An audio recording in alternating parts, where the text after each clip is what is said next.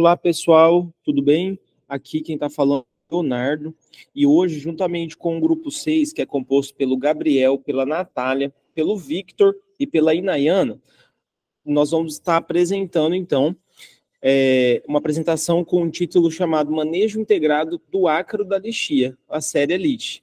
E essa apresentação era da disciplina ENT 670, Manejo Integrado de Pragas.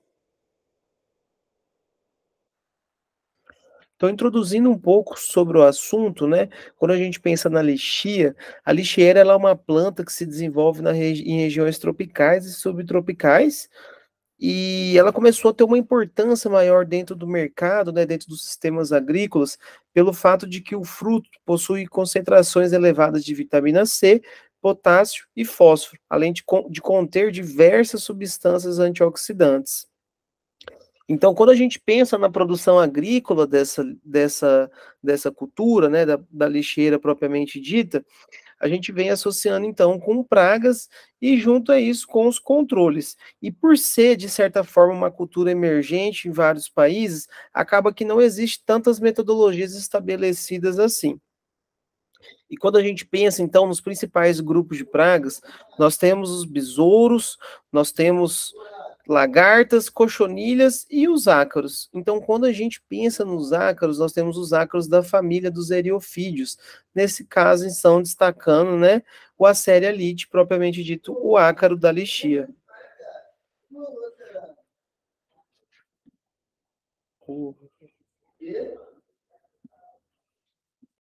Então, em relação à distribuição geográfica desse ácaro, né, como a planta ali é de origem asiática, né, de mesma forma, então, essa praga tem suas origens, seus primeiros relatos, então, na região asiática ali, né, de países como a China, Taiwan, o Paquistão, Bangladesh, Índia. E quando a gente sai um pouco, então, do continente asiático, né, pensando a nível global, nós temos já, então, relatos desse ácaro na América do Sul, né, aqui no Brasil, na América do Norte, então, na Flórida, ali nos Estados Unidos, e na Austrália. Além disso, também já foi relatado no Havaí.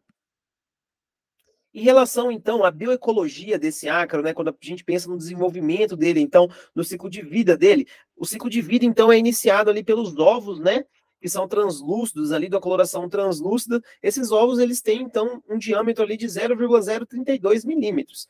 E de 3 a 4 dias após a oviposição, então, a gente tem a eclosão desses ovos, né, dando início ali ao ciclo de vida propriamente dito, né, começando, então, pela primeira fase, que é a protoninfa. Essa protoninfa ela tem um tamanho aproximado ali de 0,049 milímetros, e de 2 a 3 dias depois, então, a gente tem o desenvolvimento dessa protoninfa ali, ela praticamente dobra de tamanho, alcançando um tamanho ali de 0,080 milímetros aproximado, e dá o nome, então, do estágio que a gente chama de deutoninfa. E de 5 dias a uma semana depois dessa deutoninfa, a gente tem o desenvolvimento, então, do adulto do ácaro, né? E o adulto ele tem ali um valor aproximado de 0,13 milímetros. Sendo assim, então, esse ciclo de vida ele tem um total ali de 13 até 14 dias de desenvolvimento. Aqui são algumas imagens, como vocês podem ver, então, né? Aqui, através de um microscópio, a gente consegue ver, então, os ácaros adultos. Na imagem ao lado aqui, a gente também consegue ver alguns ácaros adultos. E os de tamanho reduzido e coloração um pouco mais diferente, então, são, né, os outros estágios juvenis. E aqui nessa imagem, a gente consegue ver também, né? Comparar o tamanho, então, de um ovo, né, com um adulto. Uma fêmea aqui, nesse caso, do ácaro da lixia. Ainda falando um pouco sobre a bioecologia desse ácaro, quando a gente pensa no desenvolvimento dele, ele é um ácaro... Olá, sou o Gabriel e eu vou então dar continuidade, tá, falando sobre os fatores que favorecem a série Elite, o ácaro da lixia. Bom, começando então pelos fatores de dispersão, tá, nós temos os fatores que podem ser bióticos ou abióticos. No caso dos abióticos, é importante a gente falar do vento, tá, que como o ácaro ele é muito pequeno, ele consegue se dispersar facilmente através de pequenas partículas que estão sendo carregadas pelo vento, okay? Ou até pelo vento em si. Além disso, temos também as altas temperaturas e baixa umidade, tá? E também ele pode realizar a foresia, que é a dispersão através de outros animais, sejam grandes ou pequenos. Aqui, no caso, eu trouxe o exemplo da abelha, que pode carregar ele de uma flor a outra flor, certo? Bom, temos também a fenologia da planta que ele acompanha, certo? Porque já temos estudos que indicam uma alta densidade populacional em novembro e baixa densidade populacional em julho, o que condiz com o desenvolvimento da planta, certo? Com quando ela vai ter, então, a emissão de novos ramos, sejam vegetativos ou de inflorescências. Aqui temos, então, mostrando a erínia, que é a forma de proteção dela, certo? Essa emissão, então, de forma anormal de tricomas que fazem uma proteção. Essa proteção ela pode ser, então, né, contra a chuva, contra inimigos naturais ou contra inseticidas de contato, principalmente. E também, outro fator que pode favorecer é a simbiose dela com essa alga, Cephaleurus virescens, que é uma alga que acelera o desenvolvimento desses tricomas. Então, acelera a formação da erínia e, consequentemente, deixa o ácaro exposto a todos esses fatores de controle por menos tempo, certo? Bom, além disso, temos também os fatores culturais, como é o caso da não destruição adequada dos ramos colonizados, certo? Que mantém a colônia viva e se dispersando. E para isso é interessante que haja realmente a queima mesmo desse material colonizado, ok?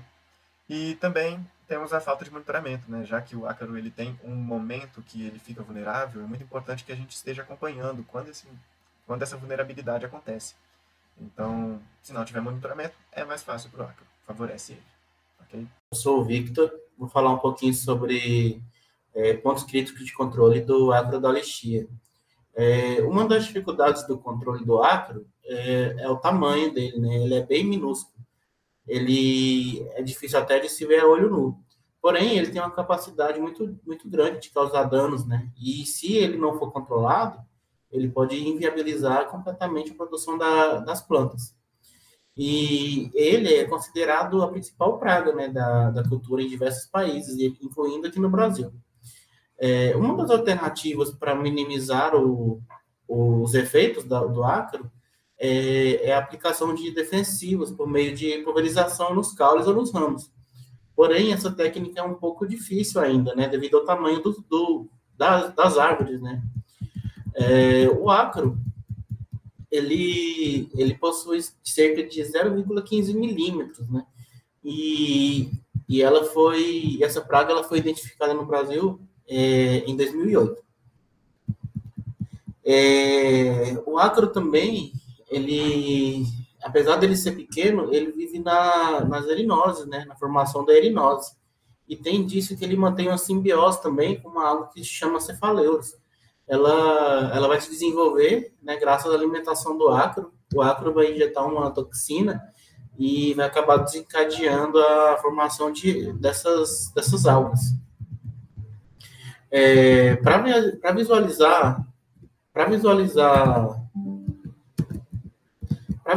o ácaro, ele é usado uma técnica que é uma técnica semelhante ao ácaro da falsa ferrugem, né? Que a gente só consegue ver ele com uma lente de aumento de 60 vezes. E os ácaros adultos, eles vão migrar das folhas mais velhas para as mais novas, né? Que vão sofrer deformações devido a essa erinose que é causada, que vai resultar num crescimento anormal das folhas e pode levar até a queda prematura dos frutos, né? O ataque do florescimento, ele é o mais prejudicial, porque a partir desse ponto, os ácaros também eles podem afetar os frutos, né, em desenvolvimento, e vai resultar em frutos pequenos, defeituosos, e pode causar até uma mancha, né, na lixia. O ataque da floração também vai causar a queda das flores, que vai reduzindo a frutificação, né? Na população desses ácaros, existem machos e fêmeas. Porém, os machos não copulam com as fêmeas, né? Eles apenas vão depositar, né, os sacos de esperma, que são chamados de espermatóforos. Eles vão ser depositados na superfície das folhas, e as fêmeas vão coletar esses espermatóforos e vão incorporar no corpo delas. Elas vão colocar os ovos fecundados, e esses ovos fecundados, eles vão dar origem às fêmeas. Quando esses ovos eles não são fecundados, eles vão dar origem a machos. E esses ovos, eles medem cerca de 0,032 milímetros de diâmetro.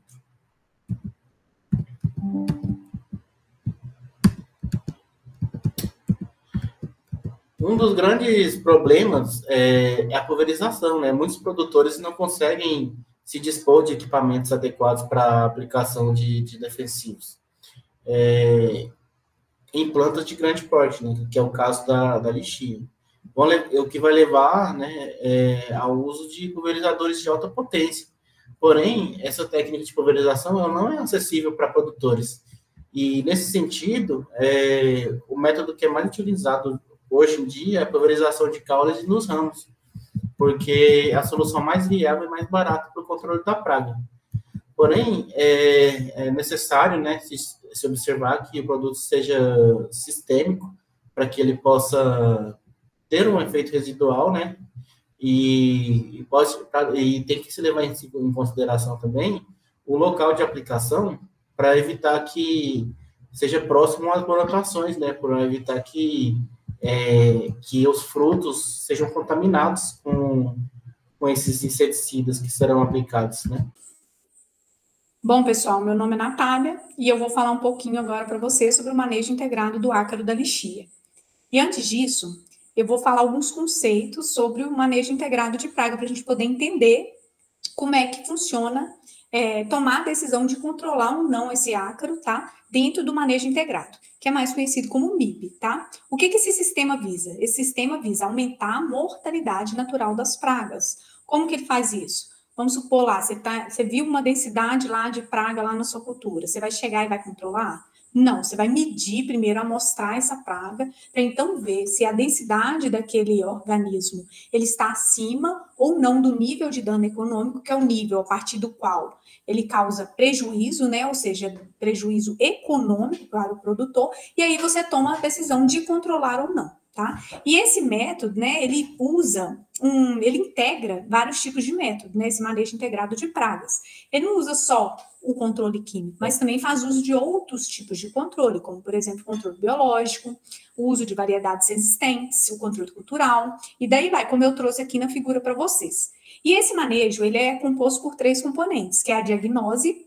Aqui eu trouxe uma figura que mostra o principal sintoma do ácaro da lixia, que é essa folha aqui, ó, com esse aspecto de ferrugem, tá? Então, o que faz na diagnose? Você vai para o campo, você vai amostrar o organismo ali na sua planta, né, que você vê injúria naquela planta ou sintoma, e aí, a partir daí, você toma a decisão de controlar ou não. No caso do ácaro, você vai levar essas folhas para um laboratório e com auxílio de lupa do tipo estereoscópio, que eu trouxe aqui na segunda figura, você vai conseguir identificar se é o ácaro ou não, tá? E aí você vai tomar a decisão de controlar ou não, baseado no nível de dano econômico. E aí, a partir do momento que você decidiu controlar, você vai escolher o método de controle mais ideal para aquele momento, né? Para a sua situação ou para aquela área, né?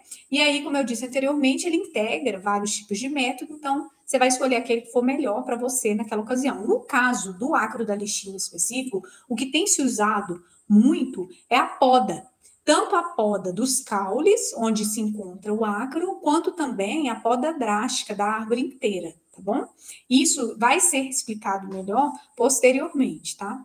Então, vamos lá. Então, a gente tem o sistema de tomada de decisão. Para tomar a decisão, a gente amostra, como eu disse anteriormente. No caso do ácaro da lixia, não tem ainda um estudo, né, publicado mostrando qual a quantidade de planta que deve se amostrar, onde deve se amostrar. Porém, baseado em experiências de técnicos e professores, né, o que tem hoje disponível para a gente na internet, é que eles amostram os caules novos, com brotos e com folhas novas, que têm sintomas, como aquele aspecto de ferrugem que eu mostrei anteriormente. E aí, depois você vem para tomar a decisão. Aí, o que você vai basear? Você vai basear nos índices de tomada de decisão, que é baseado na praga ou no inimigo natural.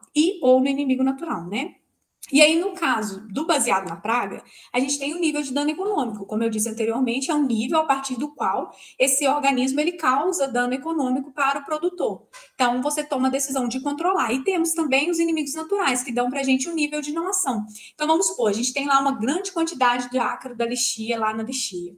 E aí, a densidade está alta, porém, quando você vai amostrar, você também encontra uma grande quantidade de ácaros predadores. Então, isso, né, a partir disso, você pode tomar a decisão de que não é hora de controlar, que você vai esperar aí o controle biológico exercer um método de controle, que é o controle biológico, né? Então, é isso que dá para a gente o nível de não ação. E são níveis pré-estabelecidos, né, em estudos científicos, tá bom? Então, vamos lá. Então, no caso do ácaro da lixia, o monitoramento, ele é frequente. O que se avalia? É o que eu mostrei na foto anterior, que eu trouxe ela aqui de novo, é esse aspecto de ferrugem, que é o principal sintoma. Nas brotações novas, né, dos caules e folhas recém-formadas, primeiro, então, você avalia o sintoma e depois você leva essas brotações, né, novas, essas folhas novas para o laboratório para identificar esse ácaro com auxílio de lupa, porque ele é um ácaro muito pequeno. E aí, para a lixia, como eu disse anteriormente, o nível de controle usado no sistema de tomada de decisão é estabelecido em experiência de pesquisadores e técnicos. Então, isso mostra para a gente que esses dados, eles carecem de pesquisas nesse sentido, né? Então, por isso é importante realizar pesquisas científicas adequadas para esse ácaro. Olá, sou a Inayana, vou dar continuidade à apresentação com métodos de controle, iniciando aí pelo controle cultural. Então, as plantas de lixia, elas devem ser monitoradas frequentemente para tentar prevenir ou reduzir a propagação do ácaro da lixia, uma vez que a poda e a pulverização com acaricidas vai onerar aí os custos de produção. Então, esse monitoramento ele deve ser frequente. O ácaro da lixia, ele se espalha facilmente nas plantas, em viveiro. Então, é necessário que haja uma utilização de material de plantio oriundo de pomares limpos e livre de ácaros. A poda e a queima de galhos infestados é a principal estratégia de controle dentro do controle cultural. Então, o ácaro da lixia, como mostra aqui, ele é bem pequeno e ele é protegido aí pela erinose. Então, essa erinose, ela vai proteger esse ácaro aí do controle químico, das adversidades climáticas, e esse controle ele vai ser dificultado. Então, a poda, ela é uma estratégia muito importante para o controle desse ácaro, mas é necessário que haja uma pulverização de enxofre após a realização da poda, para poder proteger as novas brotações.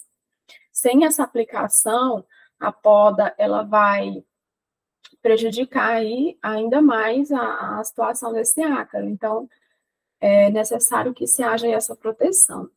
E as aplicações, elas devem ser realizadas quando surgirem as novas brotações e devem ser repetidas a cada 15 dias.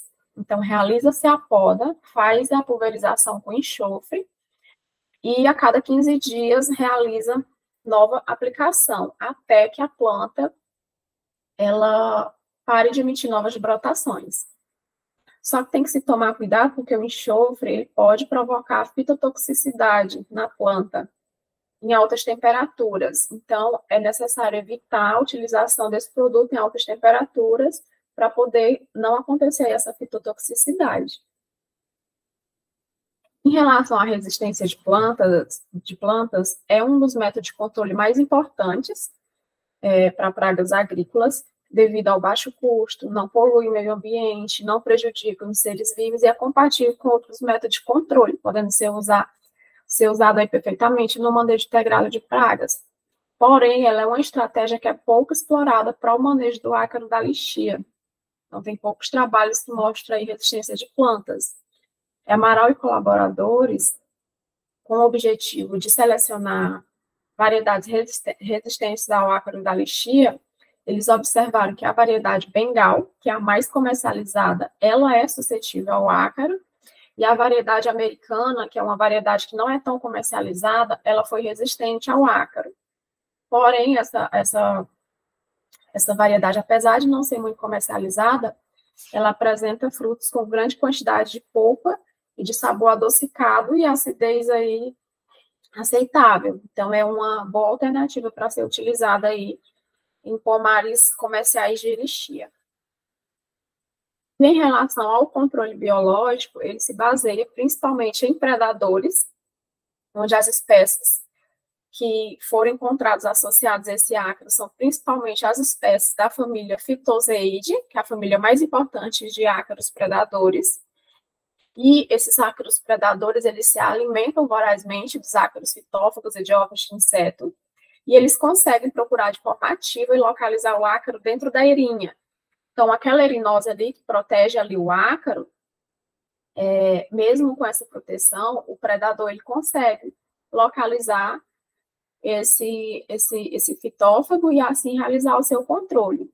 E algumas espécies que vêm sendo apontadas como potenciais no controle do ácaro fitófago, né, os Hélios califórnicos, que inclusive é uma espécie que já é utilizada comercialmente para o controle de outras espécies de ácaro, Phytoséios intermédios e Ambliséios compósitos. São 3 espécies que são encontradas aí frequentemente associadas a esse ácaro, são tidas como potenciais na utilização do controle biológico aí em pomares de lixia.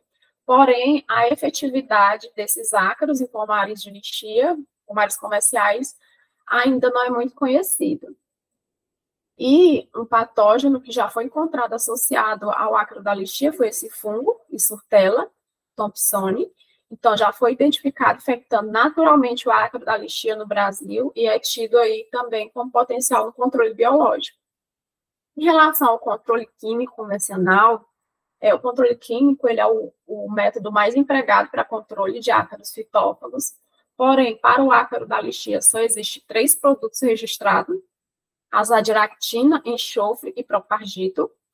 Então, em relação à classe toxicológica, azadiractina e enxofre são classificados na categoria 5, que é produto improvável de causar dano agudo, e o propargito na categoria 4, produto pouco tóxico. Em relação à classe de periculosidade ambiental, a azadiractina está na classe 4, produto pouco perigoso ao meio ambiente, e o enxofre na classe 3, produto perigoso ao meio ambiente. E o propargito, classe 2, produto muito perigoso ao meio ambiente, sendo aí o mais tóxico dos 3.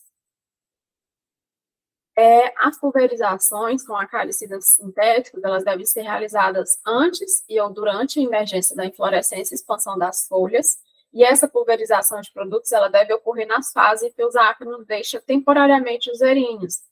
Então, a erinose ali vai proteger esse ácaro do controle químico.